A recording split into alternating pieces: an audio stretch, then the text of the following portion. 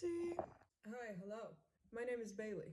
A few of you know me, a few of you don't.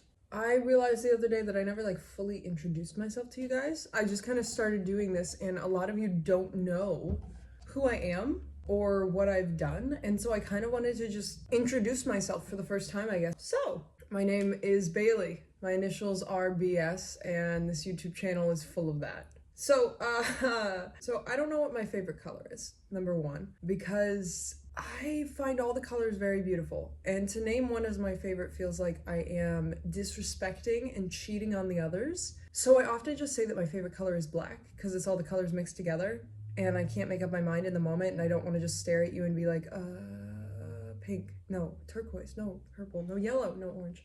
You know, I don't want to do that, so I just say black. And it works out better for everyone, honestly. My favorite fruit is blueberries, because one of my favorite childhood memories was going out to a blueberry farm, and we must have picked 10 pounds or something of blueberries. I kid you not, we had to get a separate freezer. We had a separate freezer in the garage, and it was just full of blueberries. Floor to ceiling, full of blueberries. And that was the blueberry fridge. And I ate frozen blueberries every single day for years. I love sharks. Maybe a little too much. Again, this comes from a pleasant childhood memory.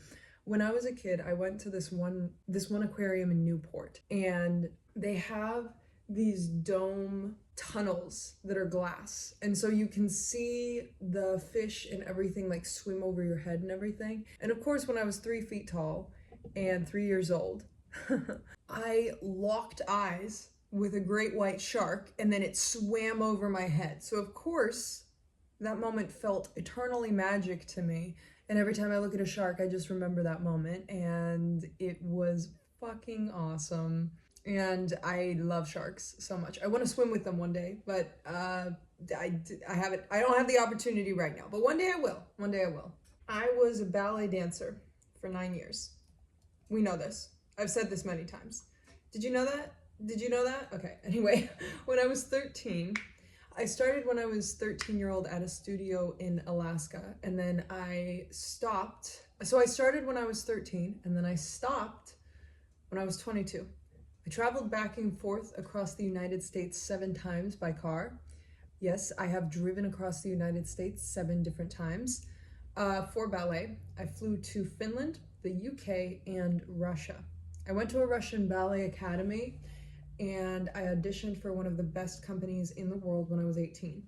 I got a contract with a ballet company in Russia, but unfortunately could not go. I did some crazy shit during these years of my life. I did. And it changed who I was as a person. Less changed who I was and more so unlocked who I didn't know that I could be. And a lot of my wisdom comes out of this part of my life. A lot of my wisdom and knowledge comes out of this part of my life, because I had to be just extremely dedicated and extremely hardworking. And it changed my perspective on how to work and live, right?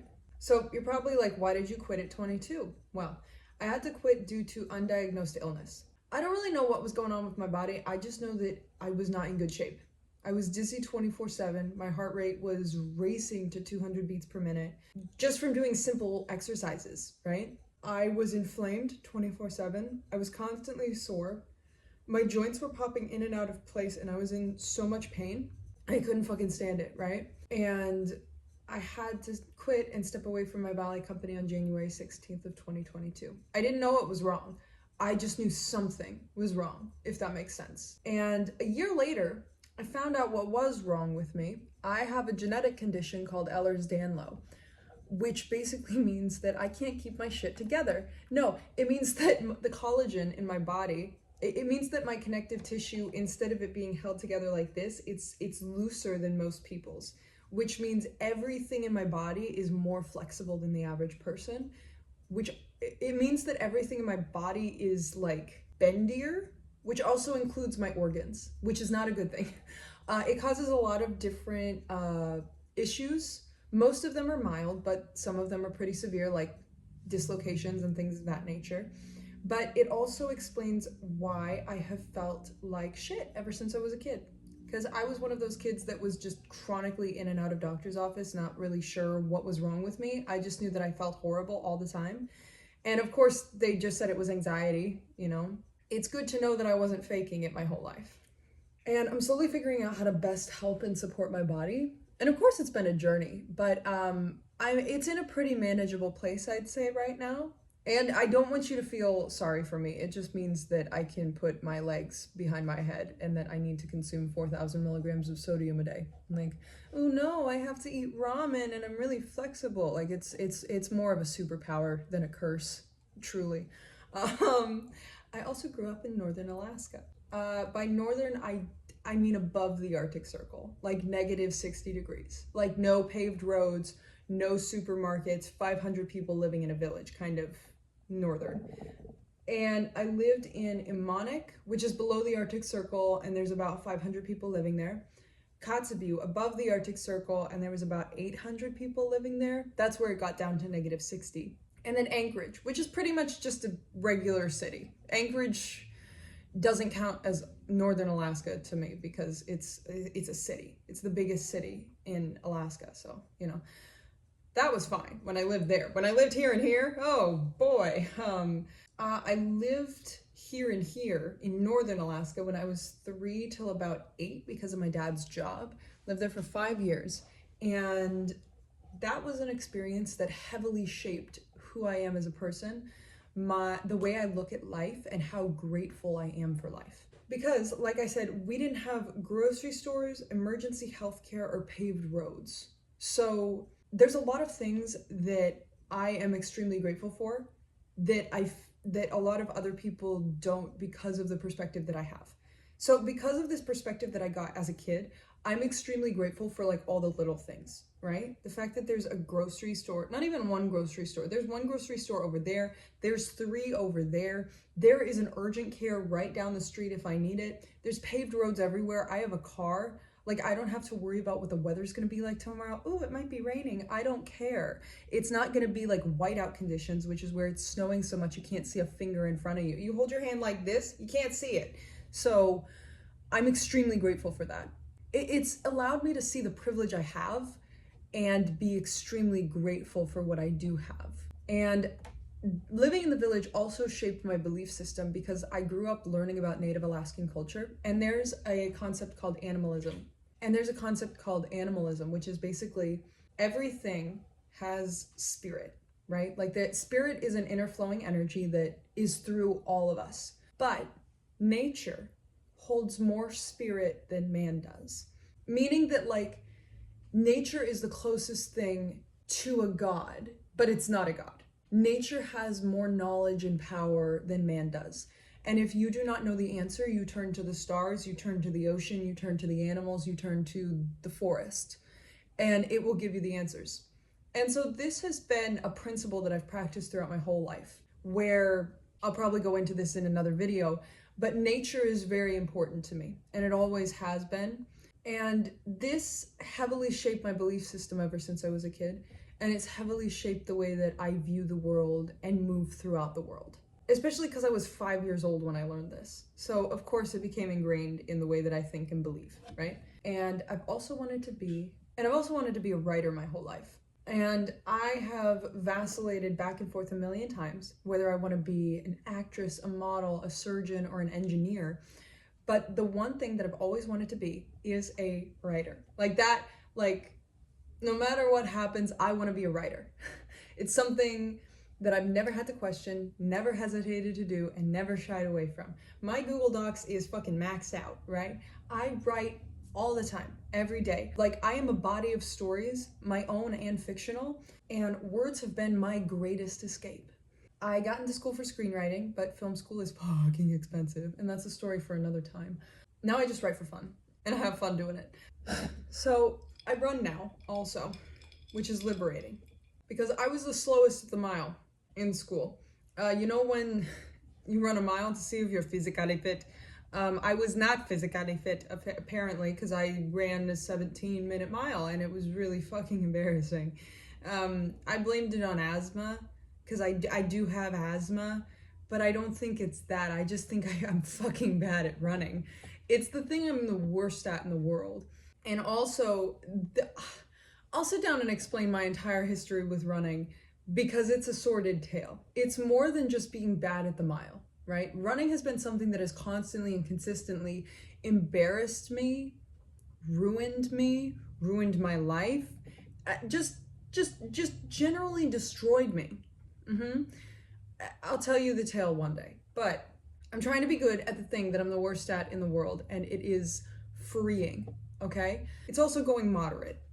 It's going moderate, I'd say moderately good, moderately bad, good days, bad days. I'm struggling, I'm procrastinating, I'm working through it, right? But I also used to be the worst dancer in the room, and I worked up to where I was within the dance community. So I figure through dedication, hard work, and uncomfortability, I can do the same with running. Maybe not be the best runner in the world. Like, I'm not trying to do this competitively, people, but I mean, at least like run a marathon. That's the dream, folks. The dream. Also, I have a day job as a waitress. Some of you might already know this, which is so damn challenging for my introverted, socially anxious self. I fucking hate it. It's like the worst job in the world for me. But again, I am trying to be good at the things that I am the worst at in the world, which is why I have this YouTube channel, which is why I work as a waitress, because I'm horrible in social situations, because I'm extremely socially anxious. It's not that I don't have social skills, I just get so scared around people that I just stop talking. And I need to get over that. I need to get over that fear. So, and talking with people has been something I struggle with forever, and being a waitress is helping me evolve into a more socially confident person and being comfortable being myself around strangers. And now it's easier to make friends, and I don't really mind waitressing all that much. It's kind of fun, and they give me free food, which is like fucking gold in this economy. So I don't mind it one little bit, right? I also originally started YouTube because of depression and sleep paralysis. Again, I'll get into my history with depression and sleep paralysis again one day. There's so many stories I have to tell you still about me and about my life, and I guess sharing my entire life history on the internet is what I do now. But I don't mind it because, but I was in a dark place, let's put it that way. And my sleep paralysis gets worse when I don't sleep, but I don't sleep when I have sleep paralysis. So it was bad, right? It was a horrible loop that I couldn't get out of. And so I contacted a therapist, and I found quite possibly one of the best people I could have found at the time. He gave me exactly the words I needed, and he was absolutely perfect for getting me through this period of my life. But he had a homework assignment for me that made me start this YouTube channel. So the assignment was, these are his exact words: sit at the end of your bed and release all your feelings and thoughts and tensions from the day. Think through what bothered you, what was good, what gave you anxiety, and let it all go. Because he was saying that sleep paralysis and nightmares is just your brain feeling feelings that you hadn't released from the day before and you didn't process from the day before. So you have to process your negative feelings during the nighttime. They turn into sleep paralysis, turn into nightmares.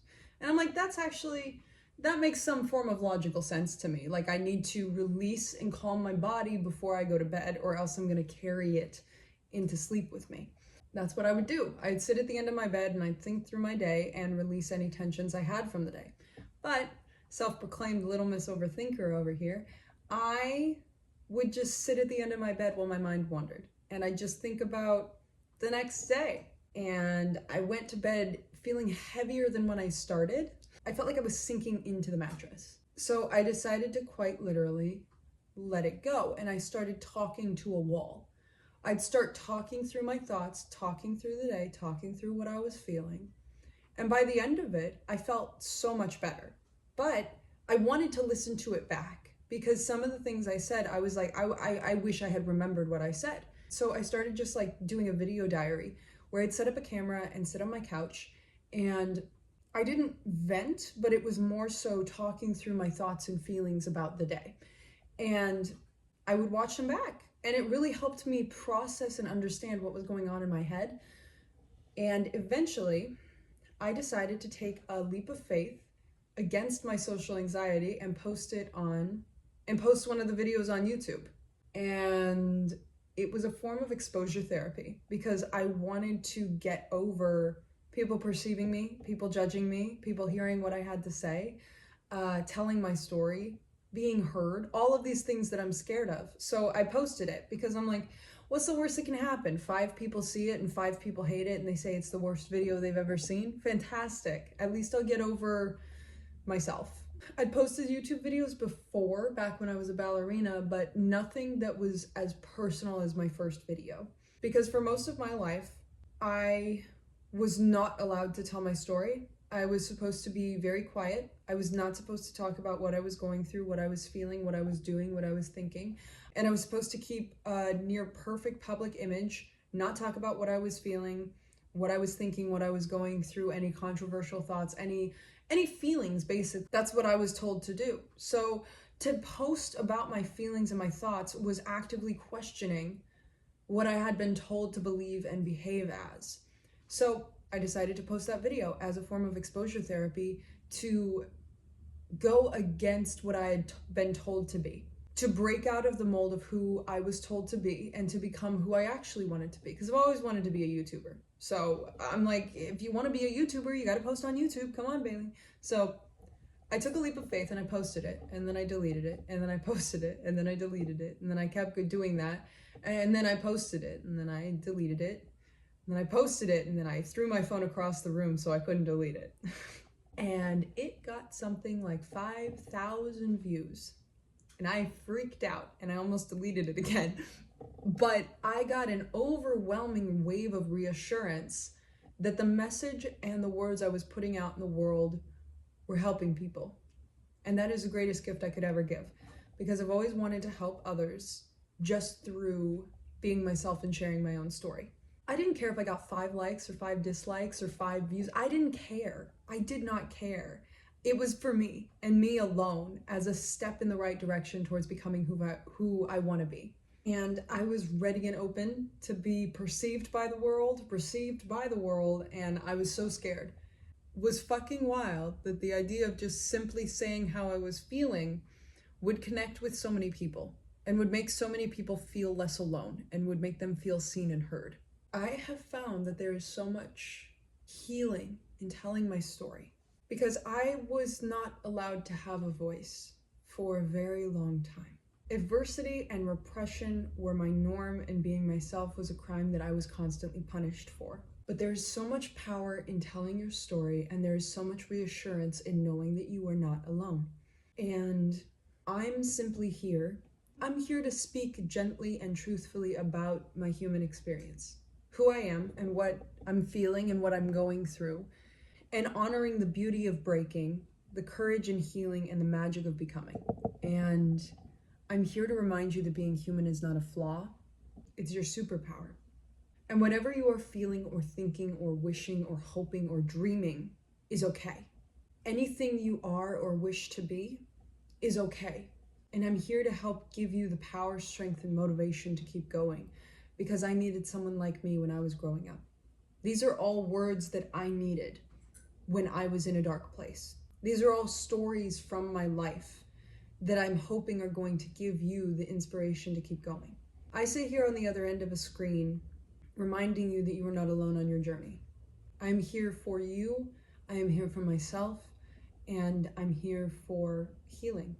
And I love you guys so much for letting me have this platform and for letting me have a voice, because that is something that I never thought I would get in this life. I thought that I was gonna have to stay quiet my whole life and that no one cared. And I know we're not supposed to care what others think, but when you were constantly told that sharing your thoughts or your feelings or being yourself is going to be the death of you, it makes you believe that to speak you will die. And thank you all for letting me know that that's not the truth. Thank you for letting me know that to hide myself is not the purpose of my life. Thank you for letting me know that those who hurt me and held me back and told me that my voice didn't matter were wrong. Because as much as I am showing up for you guys, you are showing up for me and teaching me that my self-limiting beliefs are not true. I'm here to motivate, inspire, and discover more. And I deeply love all of you, more than words can say, and I'm deeply grateful for taking a risk and choosing to go against what I've been taught to believe. And again, we'll get to those stories one day. But all you need to know for right now is that I'm Bailey. I have this YouTube channel, and I'm deeply happy and I'm deeply grateful.